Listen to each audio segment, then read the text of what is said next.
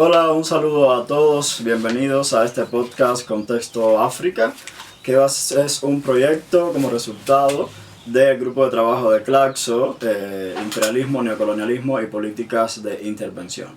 En este programa vamos a estar analizando los hechos más relevantes del acontecer político africano desde una perspectiva latinoamericana.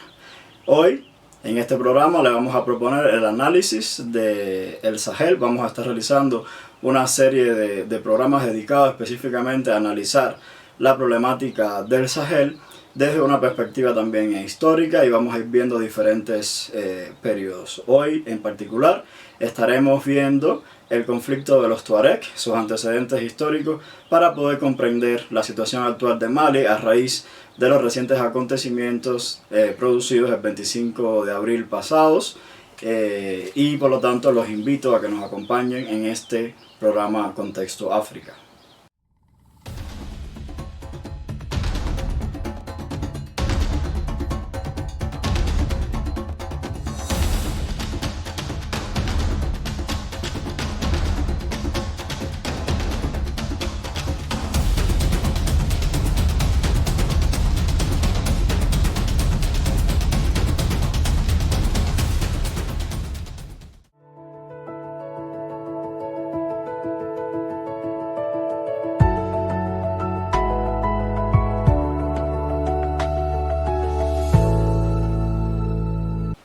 Hoy, como ya había anunciado, vamos a estar viendo el tema del conflicto de los Tuareg. Yo creo que para comprender cualquier situación de conflicto en la actualidad de África tenemos que ver, por supuesto, los antecedentes históricos y de dónde viene este conflicto y cuáles han sido los actores y las diferentes etapas por las cuales ha transitado. Hoy, en lo particular, queremos hablar un poco más en profundidad sobre el conflicto de los Tuareg y sus raíces históricas. Los Tuareg son un grupo bereber que ha habitado históricamente la zona del Sahara.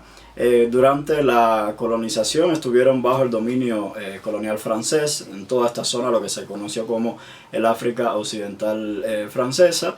En el proceso, inclusive antes de la descolonización, una figura tan importante como Houphouët-Boigny, de lo que después va a ser Costa de Marfil, había planteado en 1957 la creación de la Organización Común de las Regiones Saharianas, que integrarían las zonas del norte de Mali, de Níger, sur de Argelia, suroeste de Libia, inclusive Burkina Faso. Este territorio corresponde aproximadamente con lo que actualmente los Tuareg reconocen como el Azawad, es decir, su tierra, digamos, nacional. Sin embargo, cuando se produce el proceso de descolonización, igual que le va a pasar a muchos otros pueblos en África, pues van a quedar divididos entre los nuevos estados nacionales, y los Tuareg van a quedar divididos entre 5 estados africanos: Mali, Níger, Argelia, Libia y Burkina Faso. Y por lo tanto, esto habla un poco de los problemas de la unidad nacional que va a enfrentar África a raíz del proceso de la descolonización. En esta etapa, durante el gobierno nacionalista y panafricanista de la importantísima figura de Modibo Keïta, que va a ser el primer presidente de Mali de 1960 a 1968, aquí se va a producir la primera sublevación de los Tuareg, porque una de las problemáticas que se va a ver en África en este periodo va a ser el de la integración nacional, cómo las diferentes etnias y comunidades se integra en ese proceso de construcción de una identidad nacional. Mali, como todo país africano, tiene una gran diversidad étnica. Los Tuareg van a representar alrededor del 10% de la población, 1.600.000 personas. Por supuesto, esto va a depender de la época histórica en la cual lo van a tomar el dato, pero también, bueno, pues están ahí los Malinker, varios grupos étnicos. Y una cosa que va a ser muy típica del proceso de descolonización es que los grupos étnicos que van a estar básicamente en torno a las capitales son los que van a tomar el poder político. En este sentido, pues los Tuareg, que habitan en el norte de Mali ahora, van a quedar un poco excluidos de esa participación en el poder político. Yo quiero recordar acá un texto escrito por ahí por 1993 por Carmelina Ramírez, entonces investigadora del Centro de Estudios de África y Medio Oriente, SEAMO, en La Habana, actual embajadora de Cuba en Gambia, que escribió un artículo que se titulaba Los Tuareg, una crisis, una cultura y una lengua que perduran, donde ella plantea, bueno, aparte del análisis del conflicto en los años 60 y los años 90, que la descolonización había eliminado toda posibilidad de que los tuareg se independizaran. Y bueno, y esta va a ser, por supuesto, un factor que va a estar moviendo este conflicto durante sus diferentes etapas hasta la actualidad.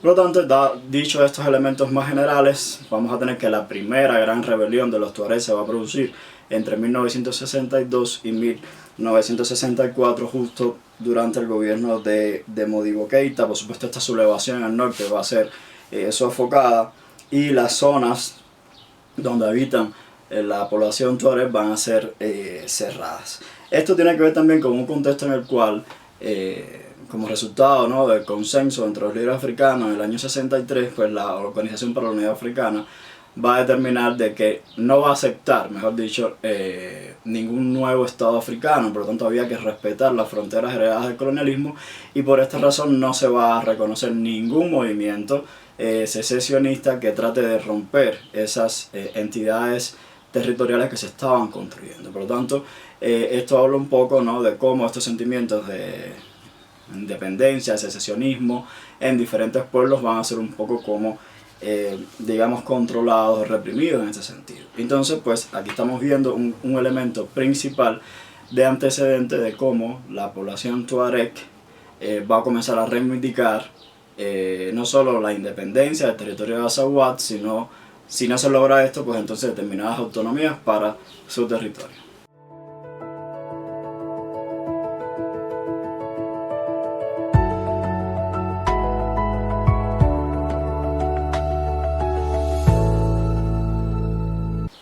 En 1969 va a llegar al poder en Mali Moussa Traoré, quien va a ser presidente hasta 1992.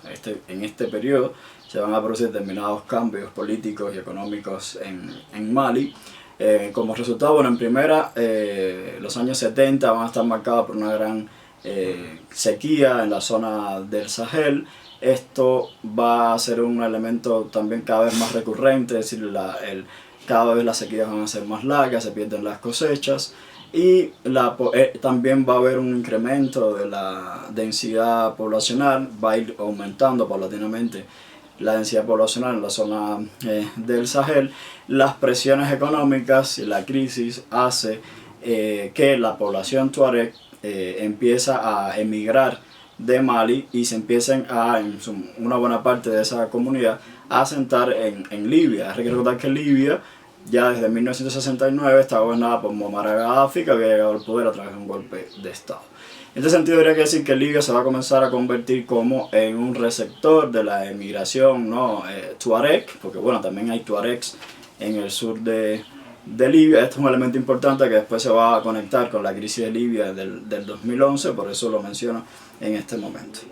Pero regresando, ¿no?, durante el periodo de Moussa Traoré también, bueno, los años 80, en el contexto africano se van a adoptar las políticas neoliberales. Va a haber una gran crisis económica que afecta a la mayoría de los países africanos por la caída de los precios de las materias primas, las caídas de los precios de los minerales, y en este sentido habría que recordar que Mali era un productor importante de algodón y también de productor de oro, que representaba el 25% del PIB y el 75% de los ingresos del gobierno. Se va a comenzar a producir el tema del endeudamiento externo africano por estas crisis internacionales. Los estados pierden cada vez más capacidad de financiamiento, se van endeudando por los préstamos al Fondo Monetario Internacional, se empiezan a aplicar las políticas neoliberales, el estado tiene que reducir su capacidad. Entonces ese estado central en Bamako, en el sur de Mali, pues comienza a abandonar ya estas zonas del norte de Mali, que de por sí estaban un poco, digamos que desconectadas de la dinámica económica del sur. Por lo tanto, durante el periodo de Moussa Traoré, la cuestión de la unidad nacional en Mali tampoco se va a resolver. Se van a silenciar los reclamos de la población tuareg, y esto va a darnos camino a determinadas protestas sociales. Aquí quiero recordar un texto de Fidel Diarra, quien fuera embajador de Mali en Cuba, y durante y en su tesis de doctorado, como resultado de su tesis de doctorado, se publicó el libro Mali, un camino hacia el integracionismo panafricano, donde él, bueno, aparte de analizar todos los programas de integración panafricanistas en África, procesos de integración, también habla un poco de la situación interna de Mali y hace referencia a estas medidas impopulares que se empiezan a tomar durante los años 90. Como resultado del descontento social se produce una nueva sublevación de los tuaregs, sería la segunda en la historia independiente de Mali, de 1990 a 1996. Aquí es interesante mencionar que en este periodo, en esta etapa de conflicto, va a haber diferentes actores representando a la población tuareg del norte de Mali.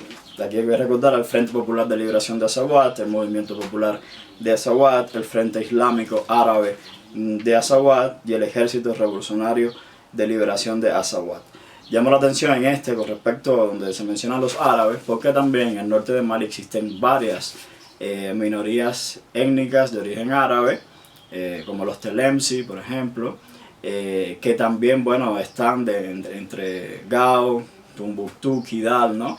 Y esto hace un poco más compleja digamos que la composición étnico-social del norte de Mali. No solamente hay tuareg, aunque los tuareg son por supuesto la inmensa mayoría de la población del norte de Mali, también hay diferencias dentro de los tuareg de los Iforás, ¿no? Que son como los nobles, es decir, los clanes dentro de la población tuareg. Entonces todos estos son como elementos que habría que tener en cuenta para complejizar un poco más el análisis. Y este es el contexto que estoy narrando de los años 90. Por supuesto, este segundo levantamiento de la población tuareg va a terminar con el Acuerdo de Bamako de abril de 1992, lo que se conoce en la historia de Mali como el Pacto Nacional. En este acuerdo, pues, algo muy importante es que se va a crear la región administrativa de Kidal. Y como hemos visto en el conflicto reciente, ahora en abril de 2026, pues Kidal se ha convertido en el centro, en el epicentro de la rebelión de los tuareg. No solo ahora, también lo fue en la rebelión de 2012. Pero esta idea de Kidal como una región administrativa surge en el año 1992 como resultado también de esta idea de lograr una mayor autonomía por parte de la población tuareg. En ese Pacto Nacional de 1992 también se van a incorporar algunos tuareg al ejército nacional, se va a producir la desmilitarización del norte de Mali, la repatriación de los refugiados y de los desplazados, y se plantea que se van a destinar recursos económicos para mejorar la situación en el norte del país. ¿Qué es lo que pasa? Que en un contexto ya, año 92, plena consolidación de las políticas de ajuste neoliberal y del neoliberalismo, por supuesto, estos recursos no van a llegar al norte de Mali y por ende los programas que se empiezan a plantear no van a ser efectivos y la situación con los tuareg no se va a resolver durante los años 90.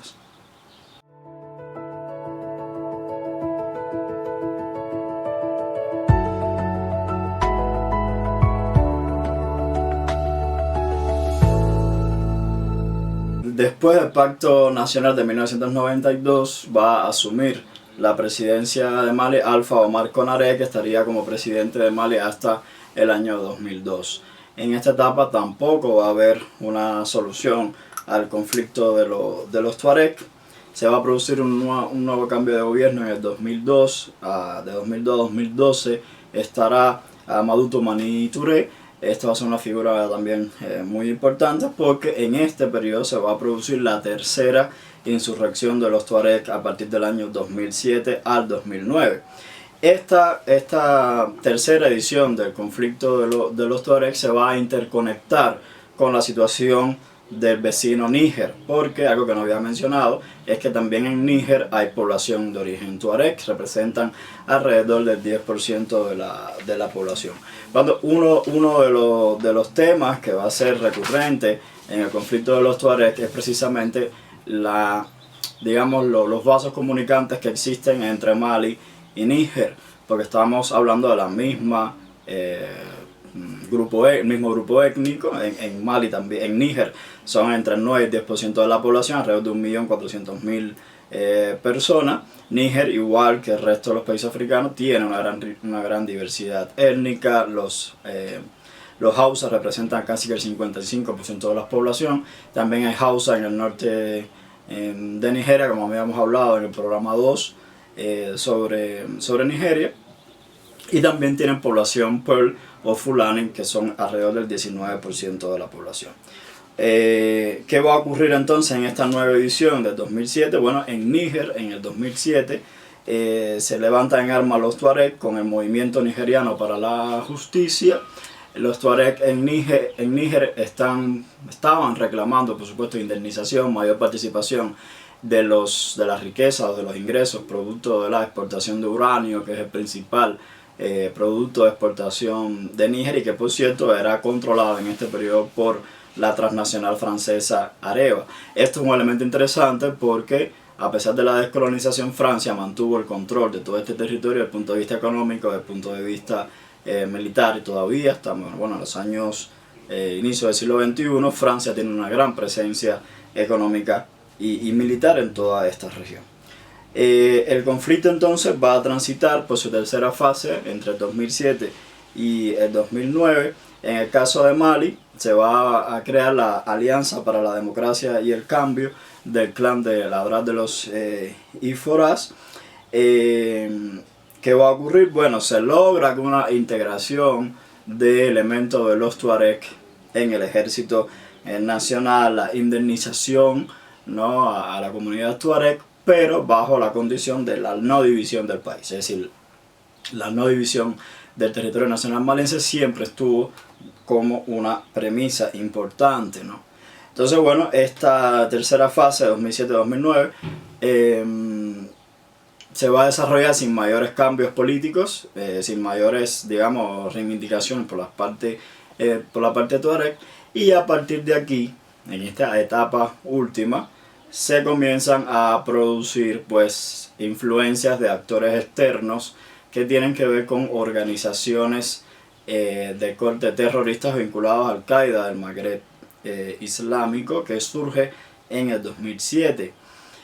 Y si bien vamos a tener el conflicto de Tuareg en una dimensión más baja, tanto en Mali como en Níger, se está produciendo un cambio en la región desde el punto de vista de una mayor penetración de las ideas integristas islámicas y de grupos que van a implementar una interpretación del Islam muy tergiversada según sus criterios, y van a ir adoptando el método del terrorismo.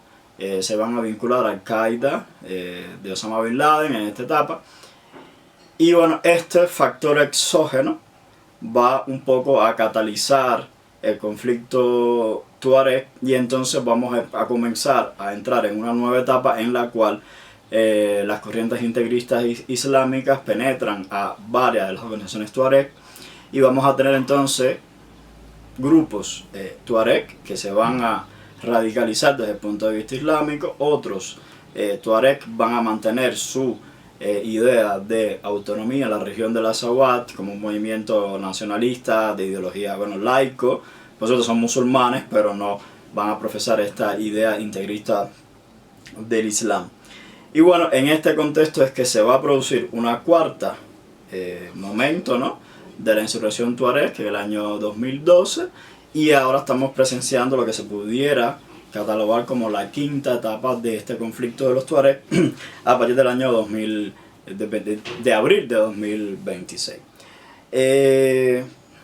En Níger también van a ocurrir acontecimientos muy interesantes. Como resultado, bueno, vamos a tener el presidente Mahamadou Tanja, que va a llegar al poder en 1999, gana las elecciones de 2004 para un segundo mandato hasta 2009. Y cuando llega el 2009, Mahamadou Tanja plantea una reforma constitucional para presentarse en un tercer mandato.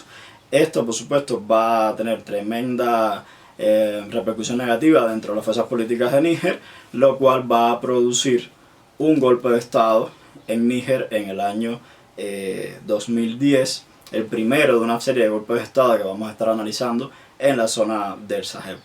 Entonces llegamos a un punto en el cual tenemos un gobierno militar en Níger a partir del año 2010 por este resultado en específico, mientras que en Mali está el gobierno de Amadou Toumani Touré todavía al final de su mandato, donde pues también se le va a dar un golpe de Estado como resultado de la ofensiva que se empieza a producir por parte de los Tuareg en un nuevo conflicto. Estas serían, digamos, como las ideas principales que yo quería compartir para comenzar a analizar pues qué es lo que ha estado ocurriendo en Mali recientemente.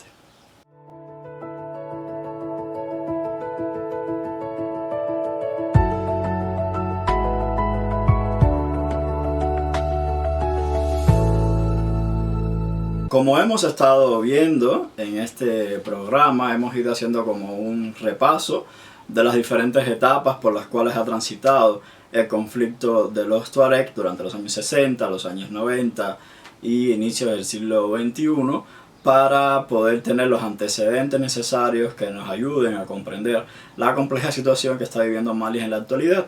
Pero no es solo Mali, es toda la región del Sahel. Ya hemos estado introduciendo un elemento exógeno que va a ser las corrientes integristas islámicas y el terrorismo, que va a agudizar este conflicto.